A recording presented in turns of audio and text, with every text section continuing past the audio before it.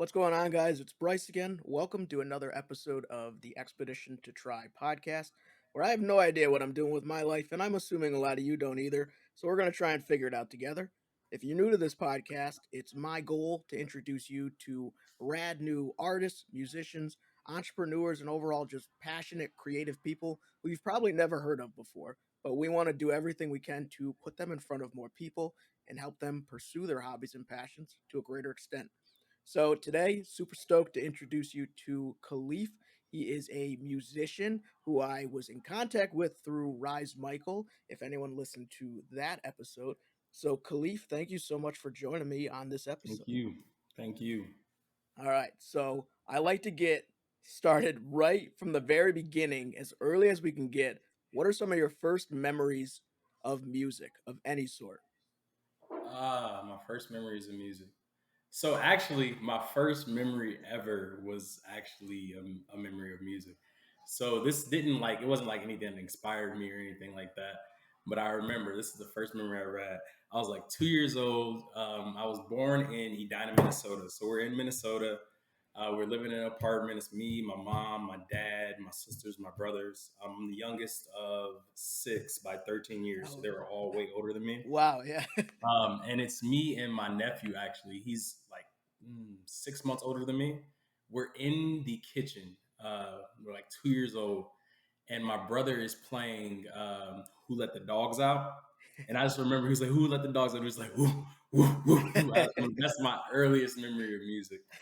But if we're talking about like actually like doing music, it was probably in the church. I remember I was at Salem Baptist Church, Omaha, Nebraska. And this is like when I first just started singing. And I remember I was singing and I felt so good about it because it was like one of the best singers in there. He was like, You could sing? I was like, Yeah, I can sing a little bit. Sing a little bit. So yeah, that's probably my earliest memory. Do you have any stories? Rise shared a story about him getting his first solo in church Mhm. and he forgot to go to the bathroom beforehand. So he like mid solo had to run off and go to the bathroom. Do you have any stories from solos or just singing at the church in general? So the first solo I ever got at church was actually at Rise's church. Okay. It was this Pentecostal church. It was actually in either late middle school, early high school. I can't remember. But it was a Christmas solo, and it was a silent night, and I remember I was so freaking scared. My voice sounded so horrible. It sounded like I had been through an earthquake. I had taken some Ambien, and it was horrible. It was like, oh man, yeah. That was the last time I ever sung in the church. I was like, and for a solo type thing, I was like, yeah, nah, I'm cool on this. I'm gonna stick So to math and science. how are you able to stick with music then after a moment like that where it was like, oh, this is terrifying, like standing up in front of a crowd? Like, how did you get over that?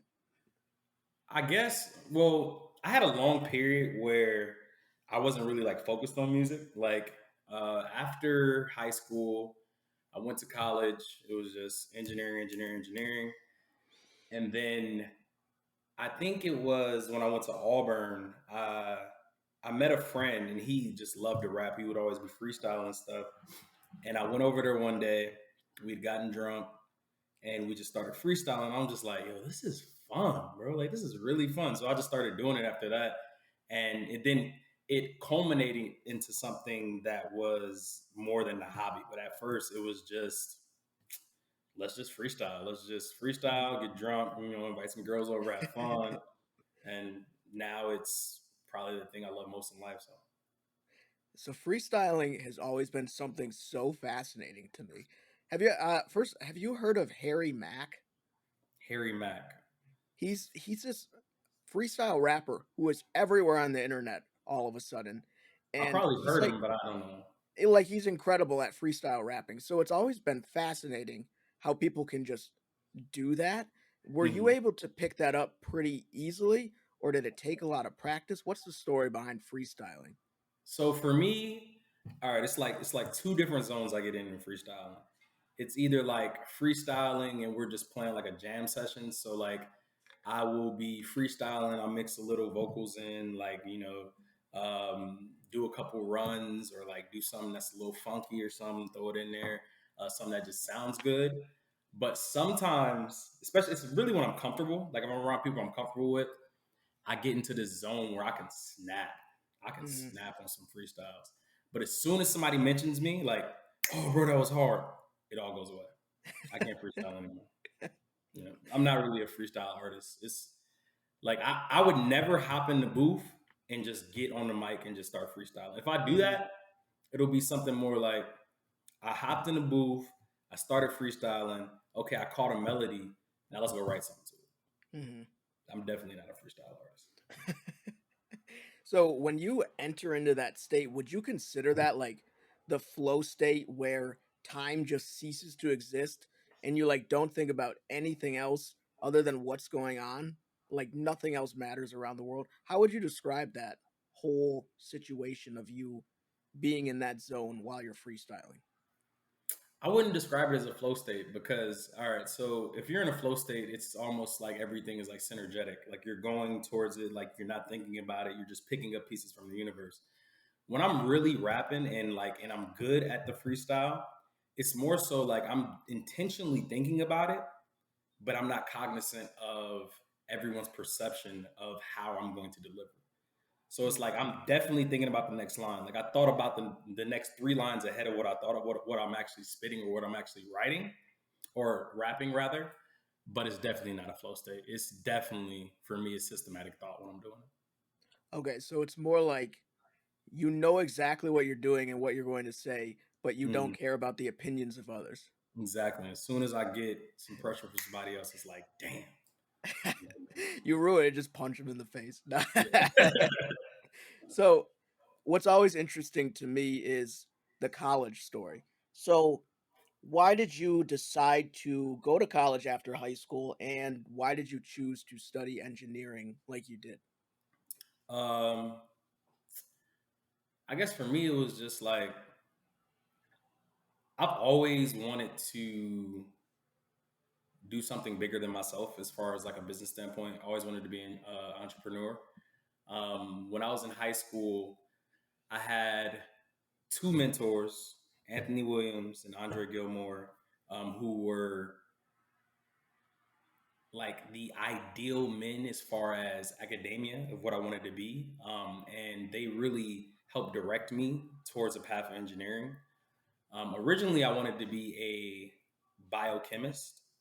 That's what I like. When everybody wanted to be like a firefighter when they were little, I wanted to be a biochemist because my pops he had diabetes, and I wanted to create medicines that would help him. So it's always been a science track.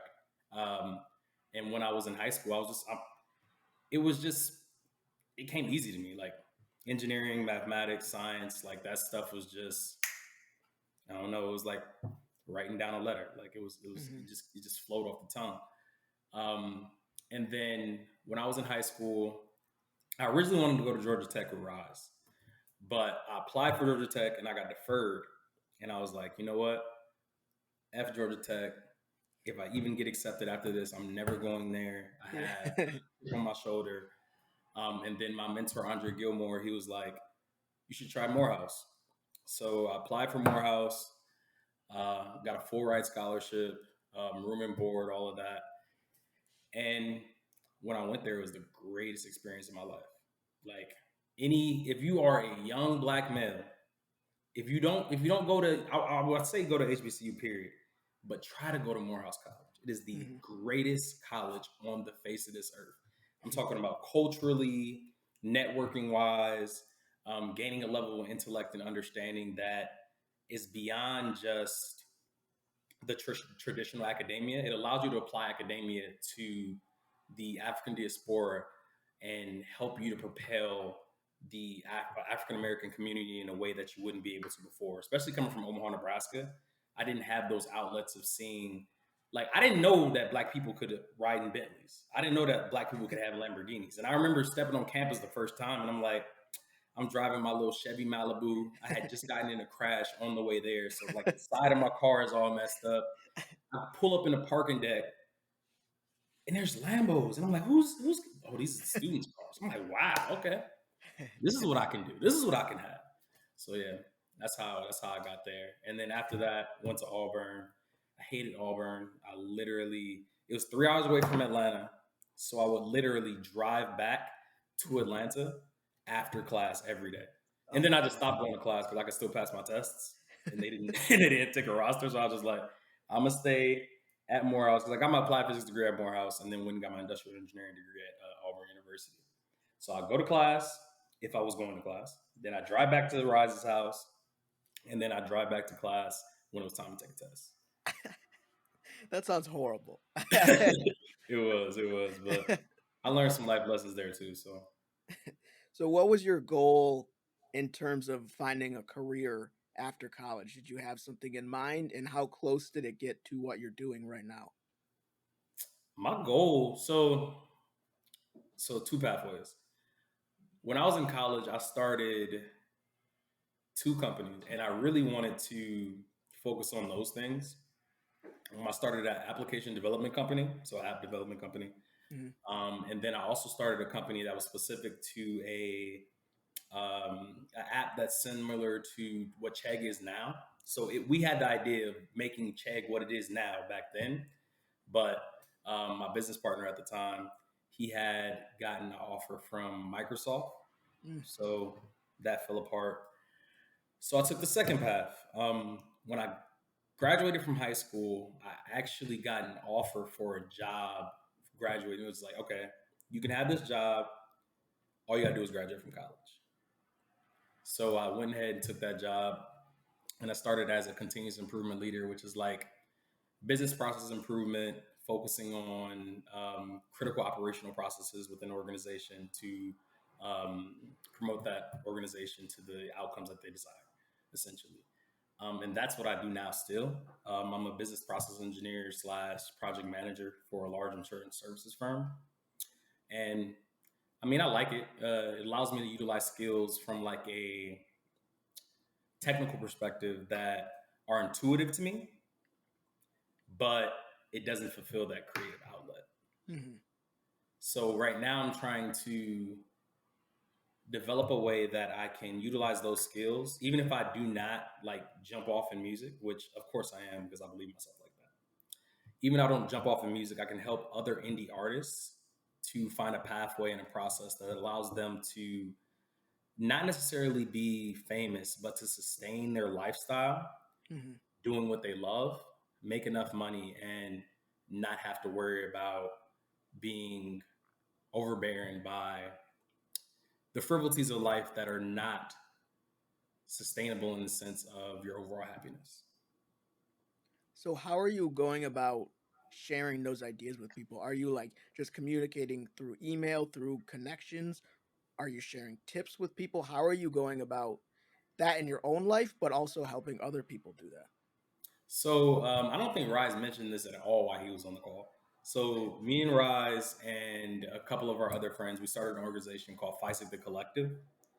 And FISIC the Collective is a collective of creatives who work together to establish brand recognition for artists, establish a network and a connection between artists and Mhm. creators from an indie perspective, and then driving them to distribution channels, not just radio or the YouTube, the regular channels, but things like sync licensing, where you actually have the ability to maybe get on a TV show or Mhm. have the ability to have your music within a video game.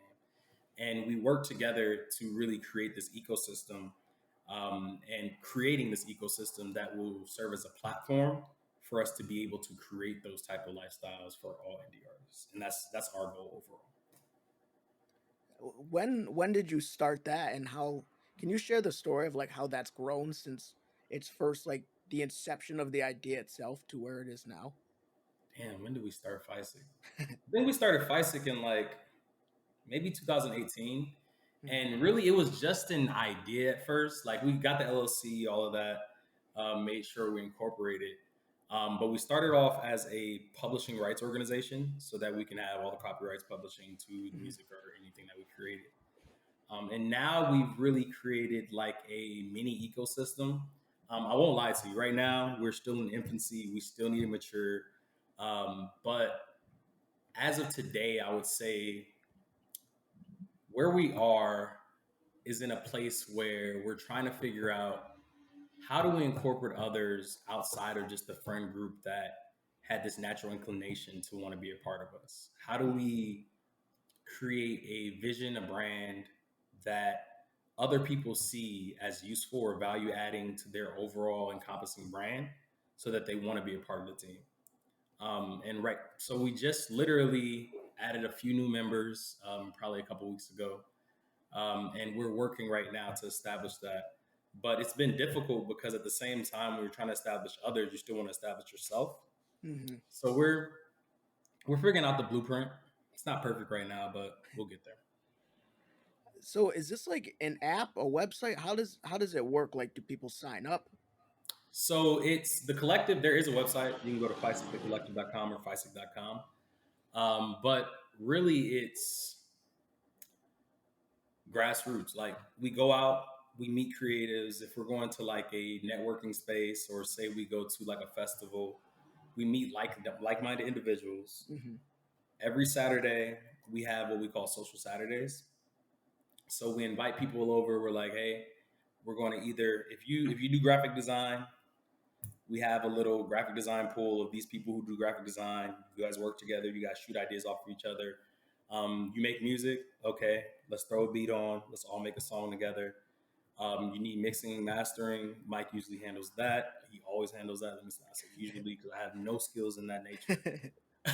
But we just try to be cohesive and try to add a little bit of fun to what you're already doing and then give you a bit of a channel. We have one of the members of FISIC, Jalen Gildersleeve. He's an amazingly intelligent individual. He actually has a social media company in which he teaches people how to market and brand themselves within social media and try to really gather the audience that they need with the what would be the word with the resources that they have currently. So you could be a $1 million company, or you can be one person with $100 that you can spend a month.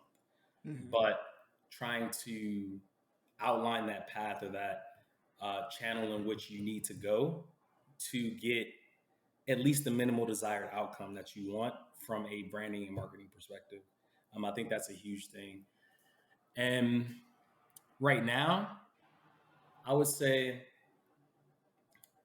1 out of 10, we're probably at a 4 of where we need to be. Okay. Not that we're not working as hard as we need to, but there's some things that we need to tweak, some things that we need to fix to get where we need to go. So just being 100% honest. So how have you managed to balance your full-time job with your own music career and also this company you guys are trying to build up? How do you balance everything? What are your typical days and weeks look like surrounding these things? Well, thankfully, because so while I have a 9 to 5, because I'm a project manager for the most part, I'm a project manager. My title is business process engineer, but for the most part, I'm a project manager. Hmm. I get to set my days between 9 and 5. I'm usually off way before 5 o'clock. If I'm doing and getting the outcomes I need in work, they're not worried about what I'm doing. I mean, I work from Right. home, so that's not really an issue. Hmm. Where it becomes an issue is so I don't drive and I live outside of Atlanta. I got in a really bad accident. That's not a story I want to talk about. Okay. So I do not get behind the wheel anymore. Hmm.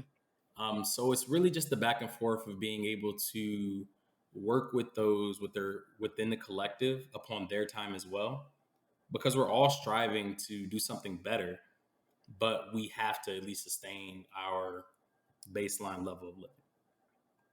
And I have the privilege that I'm salaried, so I'm gonna get paid what I get paid no matter what, and I get paid a good amount of money to sustain myself, so that's not an issue. Um, I think when it comes to the making music part, the hardest part is really finding the inspiration. Hmm. Like, I make my best music when I'm sad. I've heard that a couple times. When I'm sad, and I haven't been sad a lot lately, so I've been kind of in a It's writer's both a block. good thing and a bad thing, In a bad thing. Yeah. right? Like, because if I'm sad, I'll write that song and it'll be like, yes, I'm happy again. And now it's like, damn, I'm in a happy relationship. I'm chilling. Like, I don't really have nothing to worry about. But I think what we need to do, from my perspective, is, and I've been trying to tell Rise this forever, we need to get back to those old school jam sessions, put on 200 beats and just listen to them, make weird noises, make melodies, and then make some heat. Mhm. I think that's where we find it. But I mean, my balance is pretty cohesive. It's not hard for me to balance it all. I always I enjoy having these conversations with people, and I like come up with social media like TikTok ideas for people, and I could just picture like you doing a jam session like that with either just you and Rise, you by yourself, and just like either live streaming it or just recording it in some way and then splicing it into a bunch of TikToks. You know what I mean? Because No, I'm yeah. all about just like coming up with quantity over quality in the beginning and Mhm. just posting as much as you can. But I feel like that would be such an interesting thing to like watch the process of a small artist and then watch them grow and create these great songs that eventually become hits. You know what I mean? No, that would be dope. And actually, that just gives me a little bit of meat to use for Rise, because Rise, he's been really getting into his craft. So he hates tracking. So tracking is like, you record the person, you're chopping it up while they're recording and stuff. He hates it. Mhm. But I keep telling him, like, we'll listen to our old Jones, and then, or he'll do it because I don't have all of it on my hard drive. He'll listen to the old Jones. He'll text me. He'll be like, bro, you remember that song we made like 3 years ago, bro? That song was fire. I was like, okay, bro, let's run up some beats right now and make some new stuff. I mean, can I curse? Yeah, Oh, okay, absolutely. shit. Let's make some new shit, man. Like, so yeah, but nah. I mean, we'll get there. I have no worries about that. Yeah. So So to go back to like high school and maybe even a little earlier, how did music play a role and what was your development through music through those earlier years before college?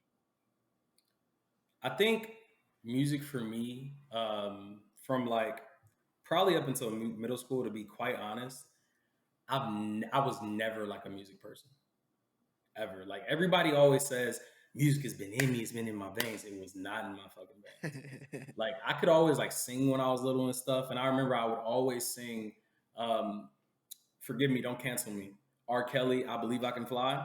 I would sing that shit all the time. That's the only song I can remember singing from like elementary to middle school. But in high school, I don't know what it was. Well, I do know what it was. It was Chance the Rapper. Mm. When I heard acid rap, bro, I was like, whoa. I didn't even know you could rap like this. I thought you had to rap about hoes, guns, and killing people. Chance just spit a whole song about a cigarette, and he made it seem like a soliloquy or something. It was like, oh my God, is he Shakespeare? Like, Chance inspired me so much. Like, if you listen to like a lot of the old things I used to record, I used to try to copy Chance so hard. I loved Chance the Rapper, and that really started the spark of like, okay, here go Chance. And then I would go back and like, okay, maybe I do like music. And I started listening to Michael Jackson. I was like, okay, Michael Jackson, he got the vibes. And then Kanye, Graduation. That was the first concert I ever went to. I remember, so there was a period where my parents separated, and then they got back together. And when they got back together, we left from Omaha and we moved to Georgia for like 2, 3 years. I remember the first couple weeks we were in Georgia. I want to say it was Graduation. I hope it was Graduation. If it wasn't, God forgive me. But it was me, my mom, and my brother. It was in Centennial Olympic Park. It was a Kanye concert. This man didn't come out till like after 4 hours after when he was supposed to get on the stage. Oh my gosh. But when I tell you that concert was so invigorating, like, bro, I was like, yo, this is different. This is different. That was one of the memories I was like, damn, this inspired me. And then there was another time, 50 Cent in the club. 50 Cent in the club. It was me and my nephew who I mentioned earlier about who let the dogs out. I used to like make fun of him, like, bro, why you like this one? Blah, blah, blah. We're on a trip. We're in a van. We're going to like Disney World or Disneyland or something like that. Whichever one is in California, I always forget. And we listened in the club, like, and I was like, okay, hold on. I got what you need. You're making love. Okay. I was okay. I like this. So yeah, those, yeah, yeah. So when you talk about those and remember those and you felt inspired, were you inspired to start writing, start making beats? What was the inspiration that you felt? What did you do after you heard those songs and went to those concerts? It wasn't like a music inspiration. Like I told you, like I Okay. didn't get into like really making music until college. Yeah. But it just I'm a vibe person. Mhm. Like if you can pick up my spirit, then I can use that energy to do something else. And I can't Mhm. tell you or pinpoint exactly what I utilize that energy for, but I can remember it was like invigorating in a sense that it's almost like, you know how say you just get done working out and you just like, damn, I just lifted all these weights. And the music was like the weights. And it's like now I can do whatever I want to do. Because now I got that energy that I can expel into something else. And that's what it allowed me to do. I remember, damn, now that I'm thinking about it, damn, now I'm thinking about it. Damn, I might have started writing music more or making music earlier than I thought. Because I have the same type of memories. So I used to go to these things called NESB conventions, National Society of Black Engineering. And I used to always have my headphones in all the Mhm. time. Sweet Juice voice.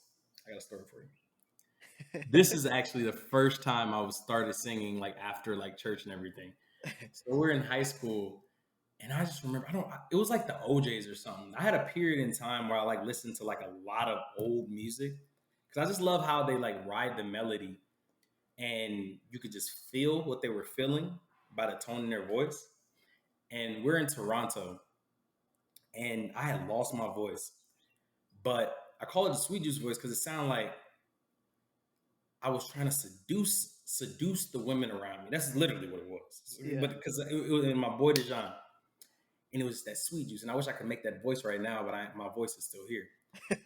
And I would just be singing. I was like, "Ooh, hold on, these girls like when I'm singing. Okay, okay." That's been a lot of my motivation. Women, I love women, but that those things I don't know. It just inspire me to be creative. I don't think I don't always need a purpose for doing something. Mhm. Like if it comes to business or finances or some goal that's important, there needs to be a purpose. I holistically believe in that. But for music and creativity, I don't think there needs to be a purpose. Like if there's a purpose, it's not fun for me anymore. Like I do want to sustain my life based off of music. That would be the most beautiful story I could ever tell. Mhm. But just being able to have fun. Like I'm a fun dude. I just like having fun. I'm impulsive as hell. And I remember those times. Ooh, it was, it was do da da do da do da da do the very first time. That song. That's what we were singing with the Sweet Juice voice. It was just me, my boy Trey, and my boy Dejan. And those are the moments that I remember the most. Like those just little sparks of creativity. Mhm. And that's what I love about music. It allows you to just have those sparks of meaningless moments that mean everything. I kind of feel like with you saying having a purpose behind something creative, to me, it feels like any purpose you come up with kind of feels like you're forcing the creativity. Like if your purpose for creating music or creating art is to put it in front of people, then you're not doing it for yourself. You're doing it for someone Mhm. else. Like, and I'm thinking about it quickly now. It's like any purpose you kind of come up with feels like unnecessary. Like you're Mhm. forcing it too much. I agree. I think creating something of any sort should just be because it's flowing out of you. Like the purpose should be like, I need to get this out of my head. Like I need to get these Yes. words that it shouldn't be anything more than that. It should be just for yourself, just to like release it somehow, some way. Agreed. Agreed. Because it's like, I don't think Einstein, whenever he came up with a theory that may have changed the world, his purpose was not to change the world. His purpose was just to figure out something he didn't know. It just so happened to change the world. Hmm. So like when I create music, it's not like I don't go into a writing session, even now when I'm intentionally writing. I don't go into a writing session like, I want to make sure that this song make the booties jump, or this song makes my sad, or this song makes my happy. Hmm. I'm gonna hear that beat, come with that chorus. Okay, I like this. Where the verse at? Okay, there's a verse. Okay, might be trash, might be beautiful, Yeah. but at the end of the day, I just created something out of Yeah. nothing, out of Yeah. thin air, and that's just fire. Yeah. Even like the idea of like creating because you want it to be your full-time job, say you want to make a living off of it, that feels to me at least like you're putting too much pressure on yourself. And when you fail, you're going to beat yourself up. So if it's more laid back and you're doing it because you actually enjoy doing it, and then if in the future it works out that way, then you'll just love it that much more because you Yeah, didn't force yourself to do it and you never yeah. gave up like the love of it. No, I agree. I agree. I kind of grapple with that concept just a little bit because I was just thinking about it. Because it's like within my life, within business, everywhere that I've gotten, it's been because I'm good at it Hmm. and I made a certain goal. But if you pull back the layer just a little bit, it's not like the goal is a finite and the only option that I can have. Yeah. So it's almost like fishing. You throw a bobber out there in the lake, you expect to get a fish, but you're not enjoying yourself because you're getting a fish. You're enjoying yourself because you're out on the lake. Hmm. And the purpose is to get the fish. And you have there's some constant, which is the bobber, in which will get you to your end outcome of overall catching the fish. But when you go home, you're not mad because you didn't catch a fish. You still set a goal, but and you work towards that goal. But the overall thing about the entire day was that you got to feel the breeze. Hmm. You got to not think about anything. You got to get the calm. You got to hear the rushing water. And I think to be purposeful in life, you need to have some sort of goal, some sort of outcome, but you also have to understand that within that goal, there is infinite possibilities upon which what could happen. So you have to be happy doing the thing, even if the thing doesn't produce the outcome. Hmm. And as long as you're happy doing the thing, it's great. But if you have some sort of constant upon which you can get the outcome, it becomes better. You Hmm. can't depend on the outcome, you depend on the experience. But if you do not have some sort of constant that'll get you to the overall desired outcome, then you're just wading in the water. And to me, that doesn't make sense. You have to have some sort of vision, some sort of goal. If it doesn't happen, you have to be okay with it not happening. You have to. But the whole purpose of anything you do in life should be the experience. The outcome is just the cherry on top of the cake, cherry on top of Hmm. the ice cream. You know, your strawberry on your sundae. It's almost as though the cliche enjoy the journey is Mhm. it's almost as though the cliche is correct, like every cliche out there. We talk Yeah. I talk about that so much. Like I think it's so important to set a clear vision for your future. You need to have Mhm. something you are working towards, but you can't be fully focused on a future that doesn't even exist. Like the only Mhm. moment you really have is this Yeah. exact moment. So like you have to try your best to enjoy where you are right now. Know that you can do more, be better, and slowly but surely work your way to that. But like you said, if that doesn't end up happening, it doesn't matter because you enjoyed literally every step along the way. Exactly. That's good stuff. I'm gonna write another blog. I'm gonna log off, start writing a blog. No. So, what was your transition then into college and starting to focus on music a little more? Even though the engineering degree was probably ridiculously tough to balance anything else with.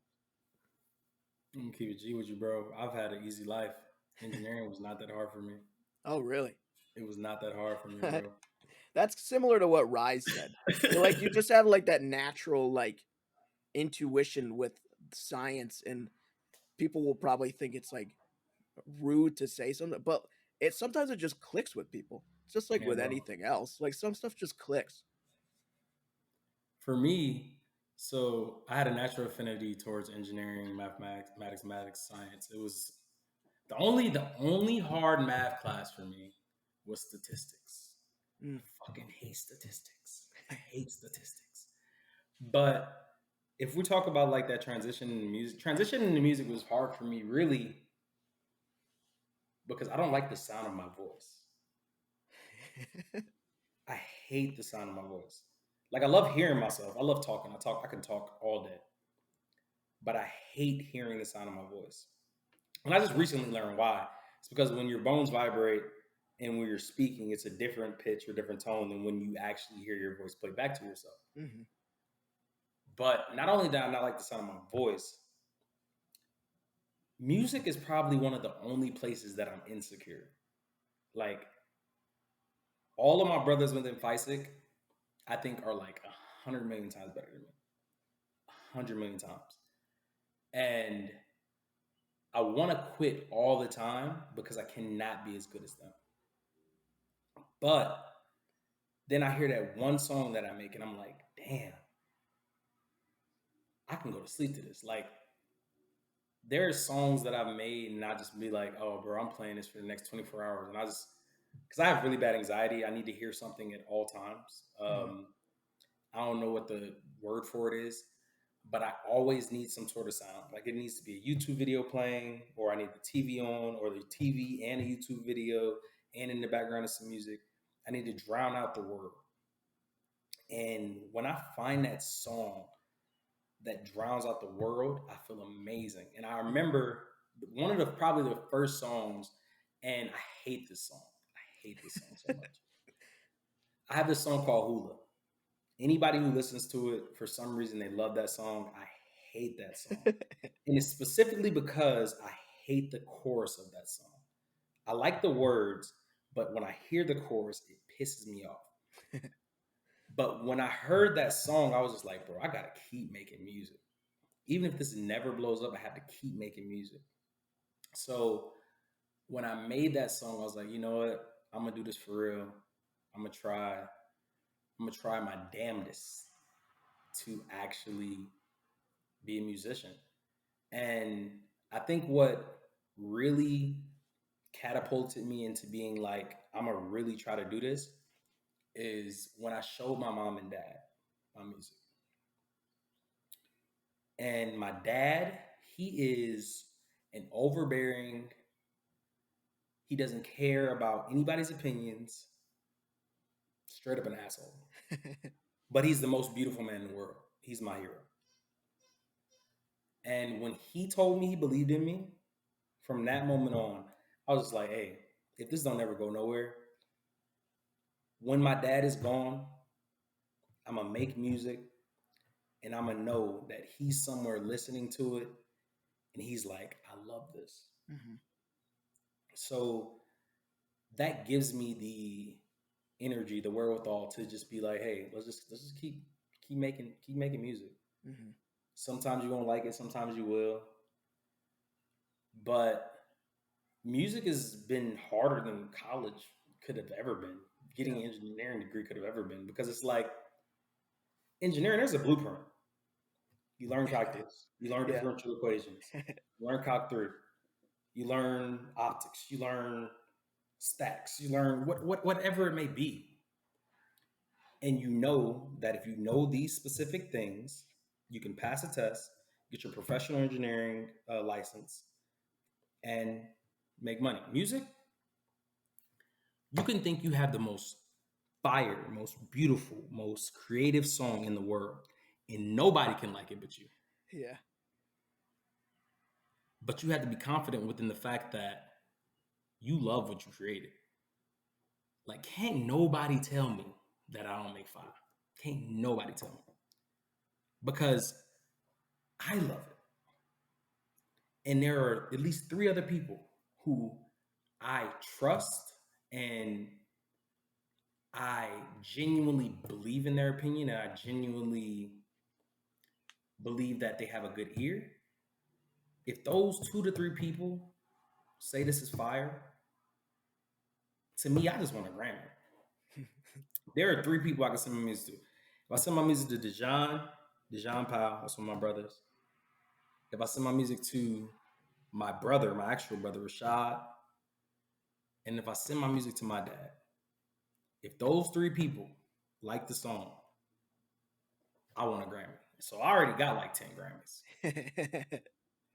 And that feels better than getting a bonus. Yeah. Because I know how to get a bonus. You tell me to meet this measure of success, get this outcome, I suppress their measure of success, I surpass that outcome, I get a bonus. That's it. Mm-hmm. When I send a good song to them, I'm only sending it off the strength that I think this is good.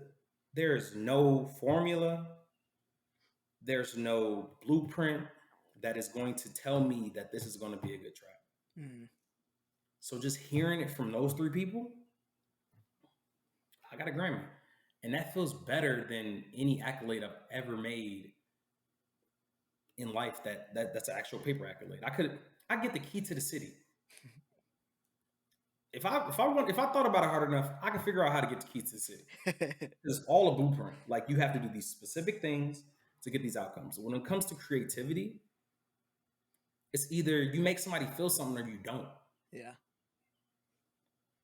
So that just motivates me to keep going.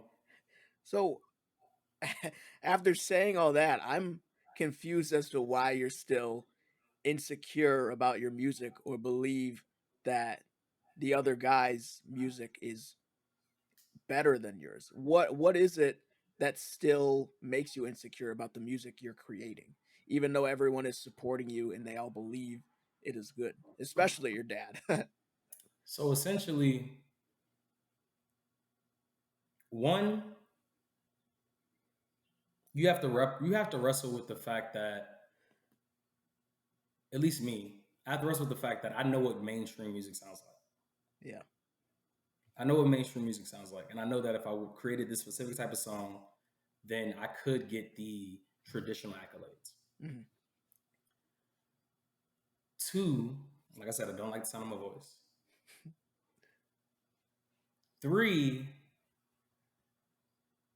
there's a certain level of vulnerability, and while I'm an extremely vulnerable person, like I don't mind sharing the things that hurt me. Like they happen, they hurt me. At the same time, did I share it good enough? Mm-hmm. Did I truly, in this verse, describe exactly how I feel? And those times where it's like, I feel like I described exactly how I felt. I was on beat with it. I was writing a melody. I had some illusions that were crazy. And then somebody listened to it and it's like, they didn't catch all that. Am I the storyteller that I thought I was? Yeah. I started doubting myself. It's like, did I really do that? Mm-hmm. Did I really say what I meant? Like, this is coming from my heart. Like, these are things that are important to me. This is a story or a message that I'm trying to deliver. And while even if those 3 people understand it, so I make a lot of love songs. Mm-hmm. And it's just easy to write love songs, whether it's a happy love song, a sad love song. And so, for example, one song, Tether, I sent it to you, released in July 1st. Plug that. I'm hyped for it. So I made that for this girl who, I mean, I say, no, I got a girlfriend now. I'm still in love with her. Just keep it G. Just keep it G. Still in love with her. And she didn't get all the illusions, the connectivity and what I was saying, like the specific moments. It's like, am I as good of a storyteller as I thought I was? And there's a lot of insecurity in that. Like when you make a song for somebody or about somebody and that one person doesn't get it, Mm-hmm. that shit is defeating. Mm-hmm. I mean, you get over it because at the end of the day, you listen to it a couple times, you're like, hey, this is fire. But it's just, I don't know, it's insecurity in the unknown. Like I said, like I know that for work, for school, there's a blueprint. There's not a blueprint for creativity. So anytime you create something that is holistically yourself and you put it out, you're living with the unknown. And I hate ambiguity. Mm-hmm. I hate ambiguity. Like, I love the creative process, but I hate the ambiguity in the acceptance of the art that I create. Mm-hmm. And that's just like I feel similarly, and I'm thinking that's the scientific, like analytical brain. Like we're so easy to literally the scientific method. It's so regimented and step by step that when you can't do that with something, you're like, what's going on? I don't know Yeah. what to do. Like I need to test and retest, but I can't. I don't know what to do. That's You're why I missing feel like once. that's kind of how it's playing out in your head. Mm-hmm. Another thing that I wanted to just touch on was uh hating the sound of your own voice. I absolutely despise the sound of my own voice. And then I got into podcasting. I recorded whatever it was, 50 podcasts, and I have to go through and edit all of them, listening to Mm-hmm. myself talk constantly. And now I started reading the blogs that I write as audio blogs and posting those. And slowly I was like, I did kind of tweak the sound of my voice when I'm podcasting and think I talk a little slower. I got rid of some filler words and I talk a little deeper, and slowly I don't mind my voice anymore. So I wonder if that's just you need exposure therapy to your own voice and listening just to yourself talking, maybe not even singing or rapping. Like I wonder if that would be the case for you. I don't know. I think so. When it comes to the sound of my own voice, I think it's so. I know there are times when I actually like the sound of my voice, but it's specific. Hmm. I like my voice layered because when I hear myself, I can hear that there are different tones that are bouncing off within whatever it is. I'm not a biologist, so I can't give you that specific instance or that specific knowledge. But I hate just a straight tone. Hmm. And I don't know if it's the sound of my own voice. I think what would probably be more descriptive or actually more succinct with what I'm saying is I hate not hearing how dynamic my voice is in my ears on a track. Like when you hear yourself speak, like when I'm listening to myself right now, I love the sound of my voice Okay. because I'm hearing it in like the different vibrations of how it's going off of my bones and my ears and my ear canals and all that. But when you're just recording a track, that mic only picks up that one piece of your voice. Right. So you got to do it over and over again. Hmm. And what I've actually had to learn is I just got to learn how to mix because I can hear my voice, but you're not hearing my voice how I'm hearing my voice. And this is something that I go through with Rise all the time. I'm like, bro, that is not what it's supposed to sound like. Take that reverb off my voice. I don't want to hear that. Let's add another layer.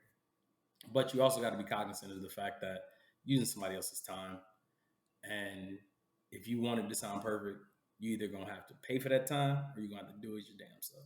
Mm-hmm. But it's not even just the sound of my voice. Sometimes it's the cadence, and like I get excited, and it's not the right cadence when I get in the studio, and I know I want to, like, bro, like J. Cole, that man's cadence, that man's cadence is crazy. If I could steal one person's cadence, J. Cole's. That man has perfected his cadence. But I can't be an artist like him because I'm too impulsive. I like to like play with my voice a little bit, like something like that. Do you feel as though you've had to make any sacrifices in order to pursue music, or do you feel like it's kind of come easily, much like with school and things? That's both like time, energy, like in terms of hanging out with friends because you have to work on music, anything of the sort. So yeah, right now, what's good is I'm in a relationship with a woman who also is an artist. Mm. So she understands, like, if I need to go record or something. But I remember I've only been in 3 relationships in my entire life, like 3 like legitimate relationships. My first girlfriend, she really did not believe in my music, like at all.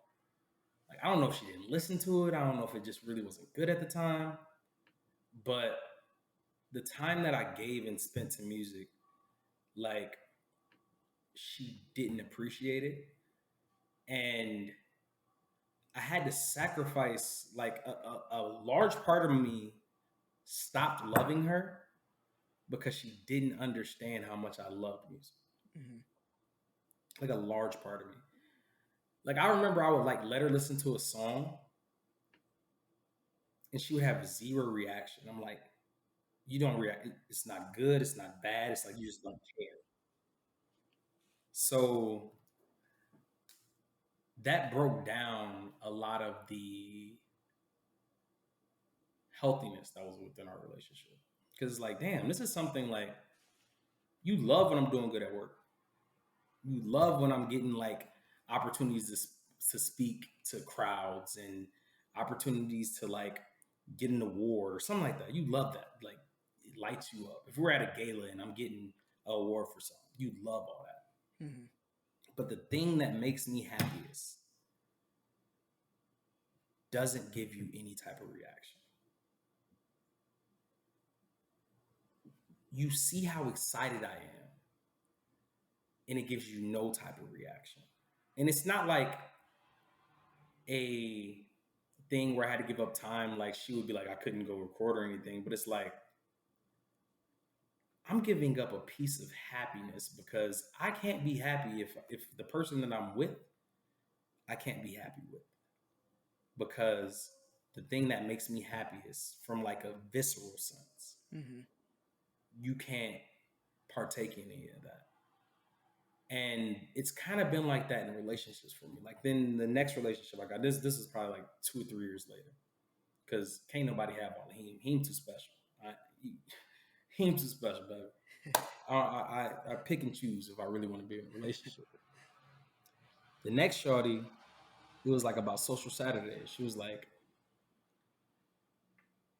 you always at work, and then on Saturdays we can only hang out in the afternoons because you got. I'm like, I told you this. Mm-hmm. Like this is what makes me happy. And if you want to be with me, you have to be upon that line of understanding that these are the things that make me happy. We fit each other into this space. And you don't take it serious. So it's not like I'm expelling time or not being able to do things because of music and having to give up things for music, but it's more so like just an emotional thing. Like, Hmm. creativity is my life's blood. Creativity allows me to get through the day. When I'm feeling anxious, when I'm feeling depressed, when I don't think I'm good enough at work, when I don't think I'm doing a good enough job with my friends, when I don't think I'm being a good enough son, when I don't think I'm intelligent enough to accomplish something, at the end of the day, I still have a creative outlet.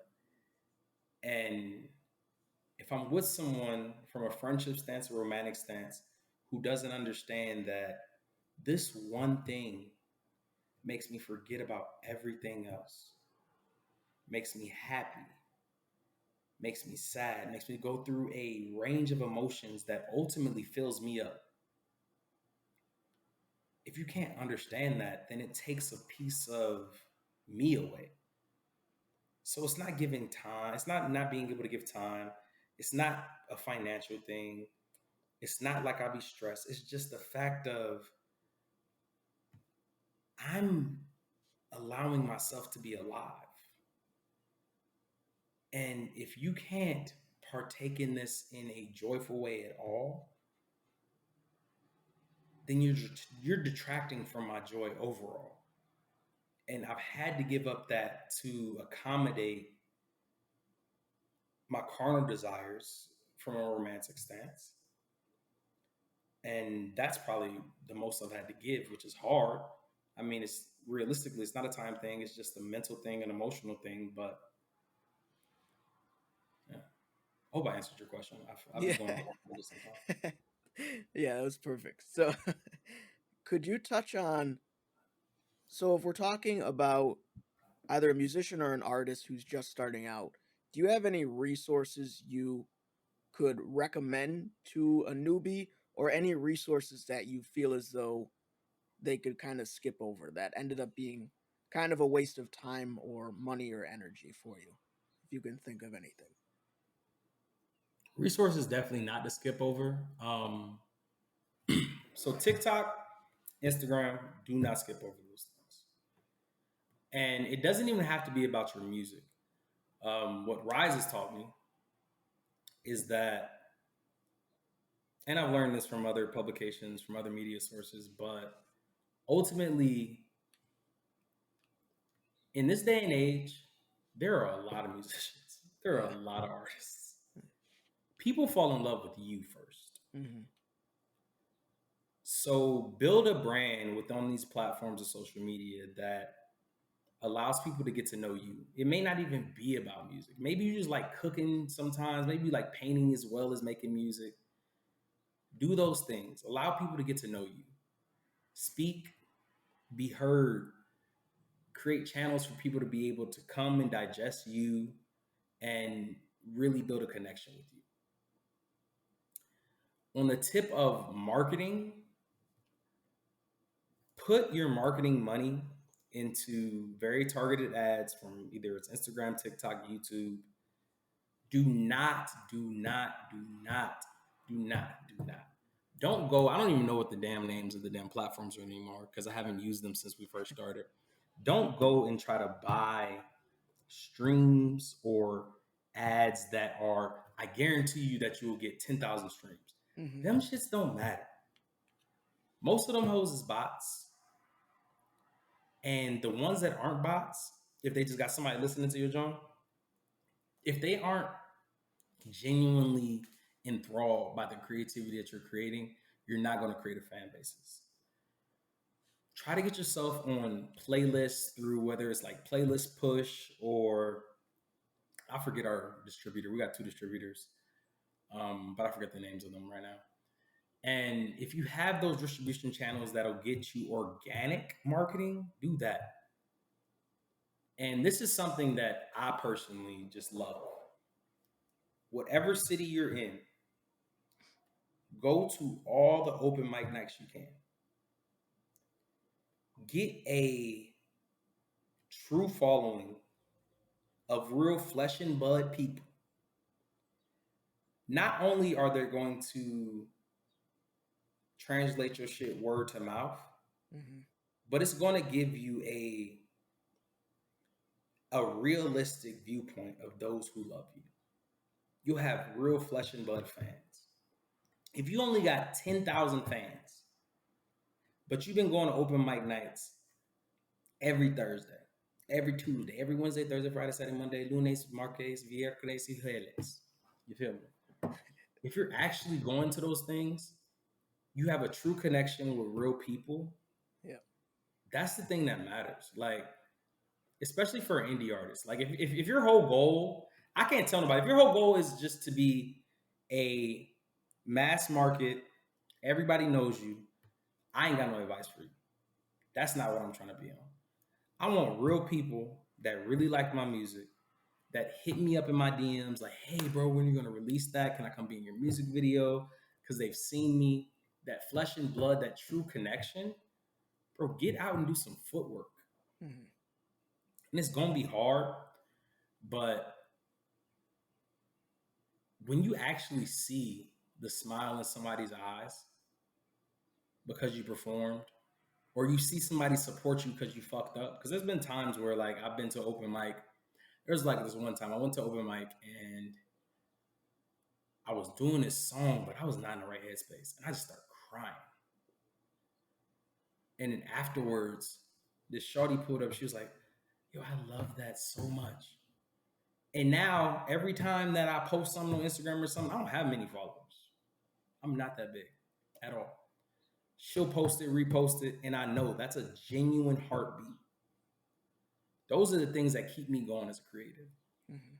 So as a creative, what I would recommend is to do things that are genuine, find marketing channels that are genuine, but ultimately always try to get a real heartbeat. Something that's tangible, something that's real. Because those are the things that'll create longevity. Like, you can have a hot song that streams realistically, like real people, 500,000 streams. But if you got 5,000 people who actually like you, who you actually met, who you actually know, that's 5,000 heartbeats. You go to a concert in Tuscaloosa, you got 500 people, that's 500 real heartbeats. Not 5,000 streams of people who don't know you, who have no connection to you, who don't know when you're going to actually come and create a concert, or come and do a concert rather. Mm-hmm. Those are 5 actual tangible people who you have to come to support you. And ultimately, as a creative, I believe that it's about inspiring, creating an impulse, creating a true feeling that real heartbeats feel. And that's what makes me happiest.